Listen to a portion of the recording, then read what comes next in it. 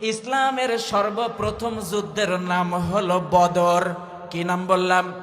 ইসলামের প্রথম যুদ্ধের নাম হলো বদর।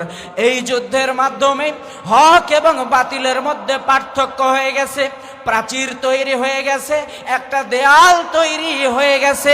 বিশ্বনবী সাল্লাল্লাহু আলাইহি ওয়াসাল্লাম বললেন, ও সাহাবীরা রে, এই যুদ্ধ সাধারণ কোনো যুদ্ধ নয় রে সাহাবীরা, এই যুদ্ধ হলো আত্মীয়র বিরুদ্ধে আত্মীয়র যুদ্ধ।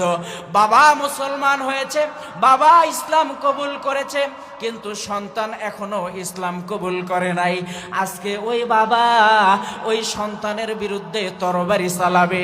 ছেলে ইসলাম কবুল করেছে, বাবা ইসলাম কবুল করে নাই, সন্তান আজকে বাবার উপরে তরবারি ধরবে, ভাই ভাইয়ের উপরে তরবারি ধরবে।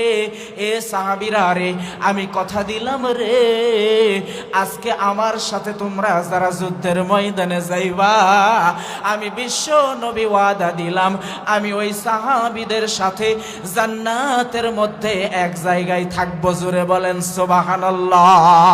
বিশ্ব